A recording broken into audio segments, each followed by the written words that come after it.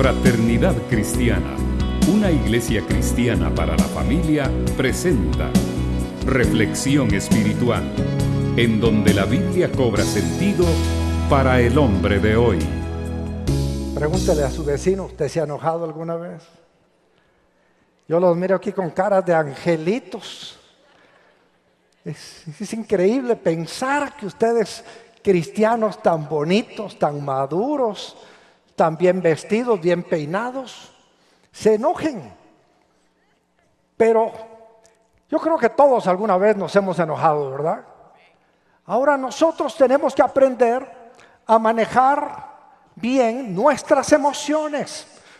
Una de esas emociones se llama el enojo. Y tenemos que aprender a ser lentos. Dígale a su vecino, sea lento.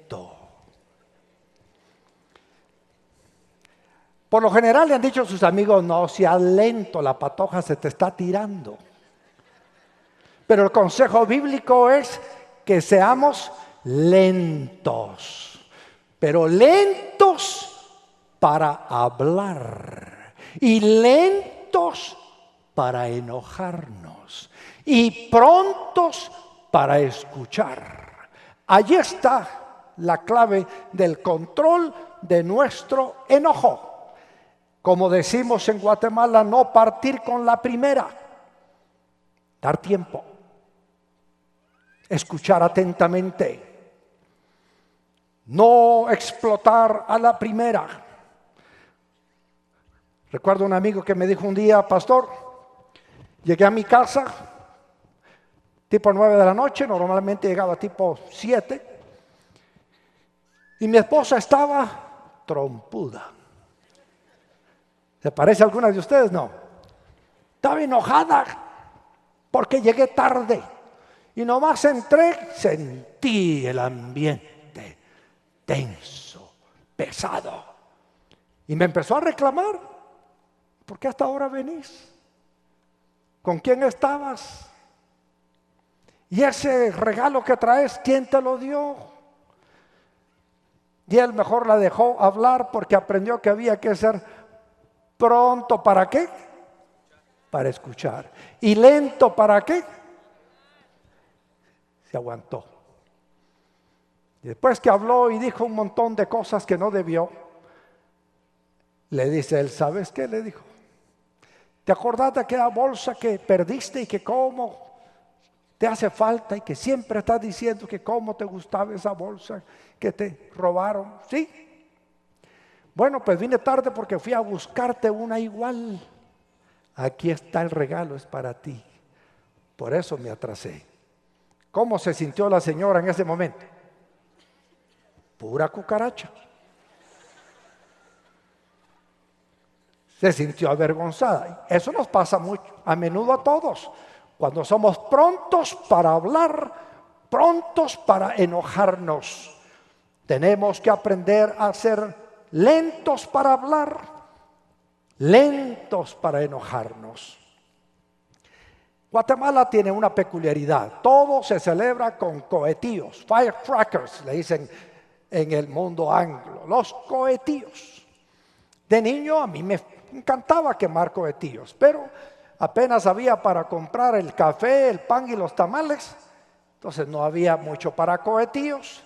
Entonces yo empezaba ya por noviembre a ver dónde quemaban cohetíos en las distintas actividades. Siempre quedan cohetíos sin quemar, ¿se acuerdan ustedes?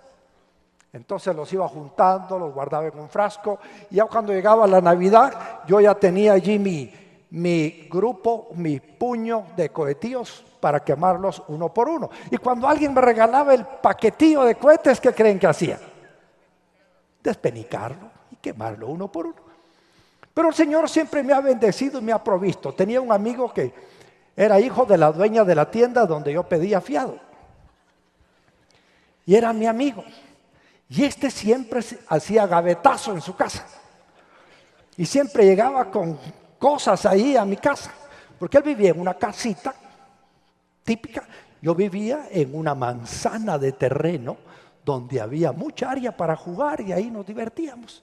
Así que un día llegó él con un montón de cohetes. ¿Dónde creen que llevaban los cohetes? en la bolsa. Niños y niñas, viejos y viejas, no se metan los cohetes en la bolsa, les pueden estallar. Bueno, pusimos a quemar cohetes y de repente hubo un cohete más largo y más grueso. A eso les decimos en Guatemala morteros, porque son mortales. Esos tienen una mecha larga. Y como había mucho aire, mi primo, el vecino y yo nos pusimos abrazados a encender con fósforo el mortero. Y lo encendió el vecino porque era el primero que quemaba. Tiró el mortero. ¿Y qué creen que pasó? No estalló. ¿Y qué hace uno de niño y bobo cuando no estalla uno de esos cohetes? Allá va uno así. Y como no estalló, lo tomamos otra vez. Esta vez le tocó al futuro pastor de la Frater.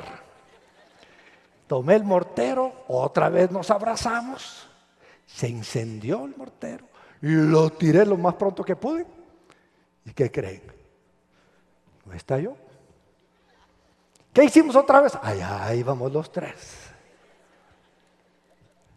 Esta vez le tocó a mi primo agarrar el mortero. Ya tenía la mecha corta. Otra vez abrazarnos los tres. A encender el mortero. Apenas se le puso el fosforito y estalló eso.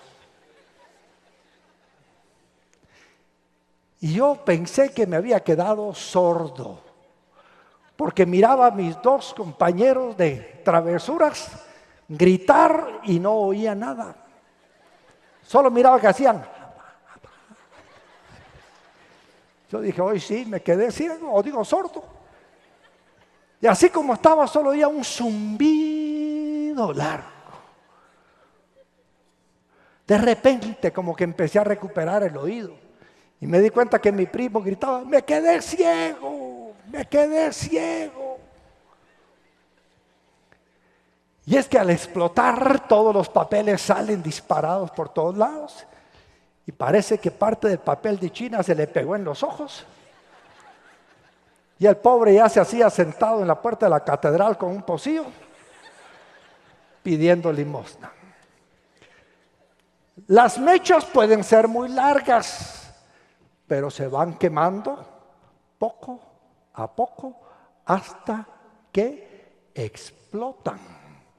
Y ahí es donde nosotros debemos tener mucho cuidado, porque hay quienes son de mecha corta y explotan por cualquier causa, en cualquier momento, en todo lugar. Tenemos que aprender a escuchar.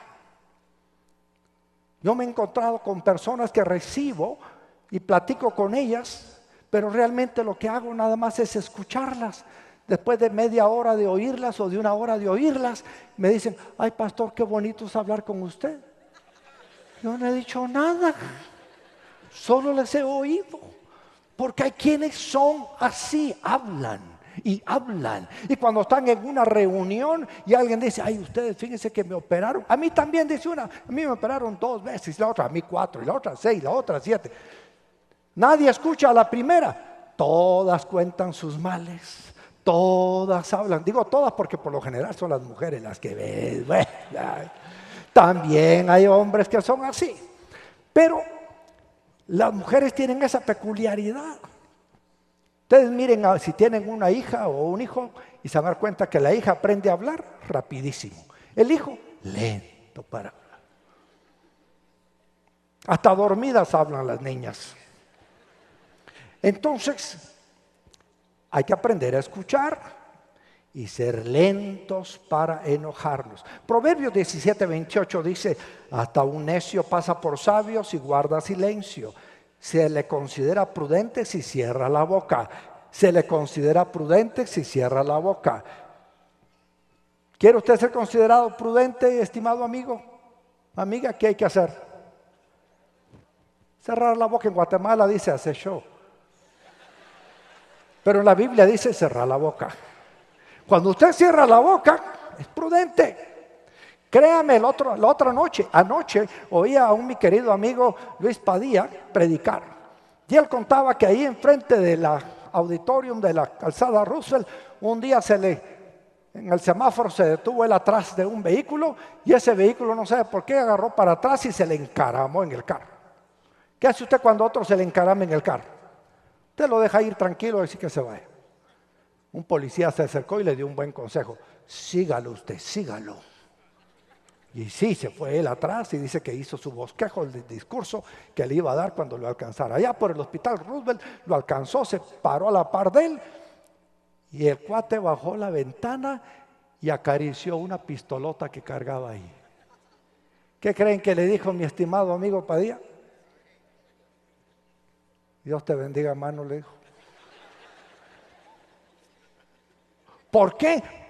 Porque usted tiene que ser prudente. Si usted con alguien que tiene la pistolota en la mano le empieza a reclamar, lo más probable es que si se le encaramó y se fue y tiene la pistola, no va a tener empacho en gastarse unas cuantas balas para mandarlo a usted a tocar el arpa en la sinfonía celestial. Entonces, hay que tener mucho cuidado, ser prudente. Aún el necio cuando calla es contado por sabio. ¿Por qué se enoja uno? Muchas veces se enoja por celos y envidia.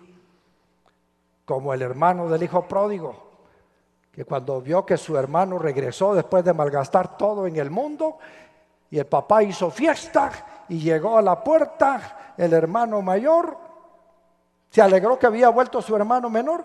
No, le dio enojo de ver que su papá había recibido con los brazos abiertos a ese sinvergüenza, parrandero, mujeriego y disipador. Pero es que así es Dios. Ese padre es un ejemplo de Dios. Cuando usted vino a Cristo, ¿cómo vino? ¿Como santo? No vino como pecador. Todos los que estamos aquí vinimos a Cristo en calidad de pecadores. Y para cólera de algunos creyentes dice, y ahora ese está ahí dirigiendo la alabanza en la frater. Ahora ese está ahí cantando en el coro. Ahora está ahí de servidor. Ahora está ahí. Así es Dios. Toma al que no es para avergonzar al que es, siempre y cuando haya arrepentimiento. El hijo pródigo se arrepintió, pero el mayor se enojó por sus celos y envidia. Sea lento para hablar y para enojarse, pero ¿se enoja Jesús? Sí, se enoja. Ejemplo, Juan capítulo 2. Nos cuesta a veces imaginarnos a Jesús enojado, pero mire que dice Juan 2:13. Cuando se aproximaba la Pascua de los judíos, subió Jesús a Jerusalén y en el templo halló a los que vendían bueyes, ovejas y palomas e instalados en sus mesas a los que cambiaban dinero. Entonces, haciendo un látigo de cuerdas, echó a todos del templo, juntamente con sus ovejas y sus bueyes, regó por el suelo las monedas de los que cambiaban dinero y derribó sus mesas. A los que vendían las palomas les dijo, saquen esto de aquí. ¿Cómo se atreven a convertir la casa de mi padre en un mercado? Sus discípulos se acordaron de que está escrito, el celo por tu casa me consumirá. Nadie se imagina a Jesús haciendo un látigo de lazos y latigueando a todo el mundo ahí. Todos se imaginan a Jesús siempre tranquilo, siempre sereno, siempre calmado, como oveja fue llevado al matadero, enmudeció y no abrió la boca delante de sus trasquiladores. Eso ocurrió en la cruz, pero en su ministerio varias veces se dirigió a los fariseos como fariseos hipócritas, les decía. Generación de víboras. ¿Ustedes creen que eso lo decía él así muy tranquilo? No, estaba molesto. ¿Qué es enojo? Enojo es ira, enojo es disgusto, enojo es molestia. ¿Ustedes creen que el pastor de la frater se enoja a veces? Muy de vez en cuando. Pero cuando se enoja se le nota, porque hay motivo de disgusto, de molestia, de ira. Eso es enojo. Eso es lo que sintió Jesús cuando entró allí al templo. ¿Cometió pecado? No. Resolvió el problema y cumplió la profecía de que el celo de tu casa me consume. Dios se enoja. ¿Cuántos creen que Dios no se enoja? Ah, sí saben que Dios se enoja. Eso es bueno, porque sí se enoja. Vamos al libro de Primero de los Reyes, capítulo 11. Primer libro de los Reyes. Hay muchos ejemplos en la Biblia de cuando Dios se enoja, pero les voy a leer nada más que creo que es muy aplicable a nosotros. Primer libro de los Reyes, capítulo 11, versículos 1 en adelante. Ahora bien, además de casarse con la hija del faraón, el rey Salomón tuvo amoríos con muchas mujeres moabitas. Yo sé que hay aquí varios que han tenido amoríos con muchas mujeres, pero este es el peor. Miren, muchas mujeres moabitas, amonitas, edomitas, sidonias e hititas, todas ellas mujeres extranjeras que procedían de naciones de las cuales el Señor había dicho a los israelitas: no se unan a ellas, ni ellas a ustedes, porque de seguro les desviarán el corazón para que sigan a otros dioses. Con tales mujeres se unió Salomón y tuvo amoríos. Tuvo 700 esposas que eran princesas. ¿Cómo la ve de ahí usted? Este le ganó a aquel mexicano que escribió aquella canción ranchera que se llamaba El Aventurero. Me gustan las altas, las bajas, las gordas, las flacas, las pelonas, las peludas, etc. Tuvo 700 esposas que eran princesas y 300 concubinas de a millar. Todas estas mujeres hicieron que se pervirtiera su corazón.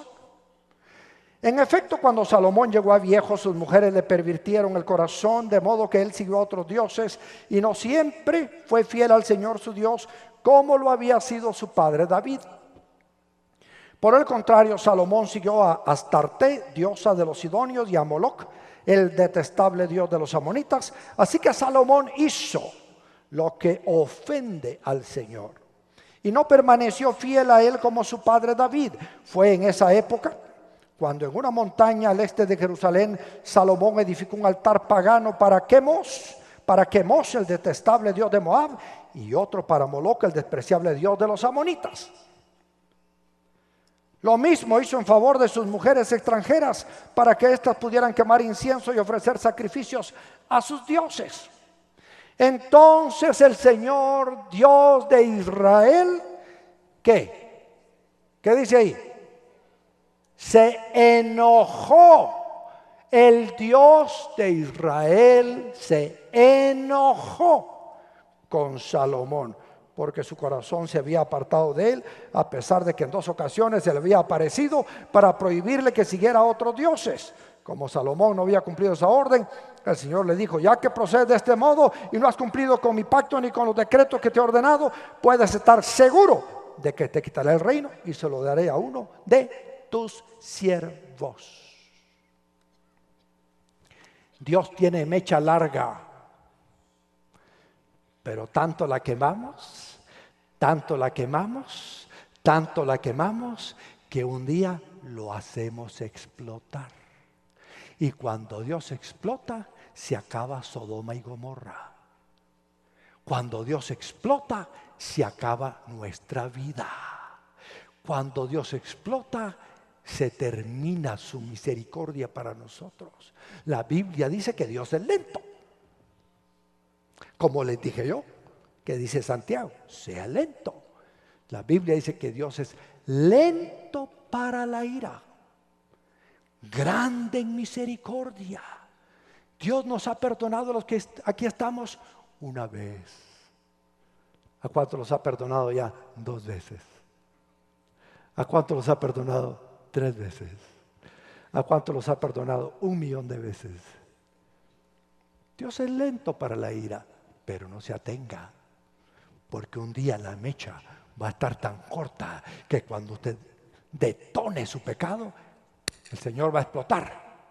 Y usted, Ishkamik. Proverbios 17:27 dice: el que es entendido refrena sus palabras, el que es prudente controla sus impulsos. Porque a veces el impulso es: yo le voy a meter una trompada a esta para que se calle. Y usted viene y se la mete. Y en ese momento cae la policía, lo agarran a usted, a la esposa toda desflorada al hospital y usted a la cárcel. A que pasen ¿cómo le llaman? Trapear el piso y todo, ¿cómo es? ¿La qué? Talacha. Nombre de señora fea es eso. La talacha. Sí, yo recuerdo un joven matrimonio, estaban viendo un desfile de aquellos que pasaban en las tiendas Paisa hace pocos años, ¿se acuerdan ustedes?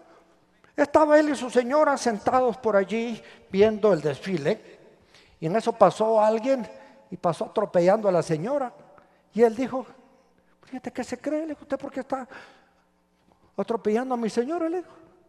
¿Y qué? Le dijo él. Este se le olvidó que era cristiano, no refrenó sus palabras, no controló sus impulsos y le va dando uno. Y él se quedó ahí. Y ese controló sus palabras, refrenó sus impulsos y se fue. Al rato regresó con la policía. Dijo, el que me pegó aquí está, mire, tengo hinchado, ¿eh? ¿Dónde creen que fue a parar el hermanito ese? Al bote, con doña Talacha. ¿Por qué? Por no refrenar sus palabras, por no refrenar sus impulsos. ¿Usted tiene ganas de somatar a alguien? Aguántese. Tampoco le digo aguántese y llame a sus primos, ¿cómo se llaman aquellos? Para que contraten a otro, para que maten a aquel. No, contrólese, refrene sus impulsos. Yo soy de esa capa, decía el hermano. Tierra caliente, le decía en el barrio Tamarindal. Allá en mi pueblo nos rasuramos con cuchillos filudos. Yo no me dejo de nadie. Yo soy como el gaucho argentino: sobre la pampa mi caballo, sobre mi caballo yo y sobre yo mi sombrero. Aguántese, hermano. Contrólese. De lo contrario puede sufrir las consecuencias. Proverbios 14:17. El iracundo comete locuras, pero el prudente sabe aguantar. ¿Qué debemos hacer entonces para no caer en la ira humana que habla Santiago? Aguantarse, refrenarse, controlarse y sobre todo despojarse de toda inmundicia. Santiago 1:21 dice: por esto despójense de toda inmundicia y de la maldad que tanto abunda, para que puedan recibir con humildad la palabra sembrada en ustedes, la cual tiene poder para salvarle la vida. Y aquí le quiero decir algo yo: si usted se rodea de gente inmunda y de gente pecaminosa y de gente malvada, ¿cómo va a ser usted? Inmundo, pecaminoso y malvado.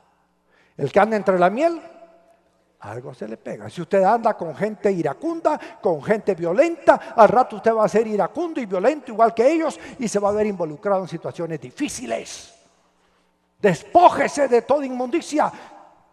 Y eso tiene que ver con personas que representan maldad e inmundicia. ¿Por qué tiene que andar con secuestradores usted? ¿Por qué tiene que andar con delincuentes usted? ¿Por qué tiene que andar con criminales usted? El otro día me dijo alguien: mire, pastor, yo quisiera hablar con usted, nos juntamos a almorzar en tal parte, ¿cómo no? Lo voy a traer. No, le dije, llego solo. Yo dije: si ando con me van a matar. Lo quieren matar. ¿Por qué voy a andar yo con que quieren matar? Que lo maten él solo. Uno tiene que saber con quién se junta.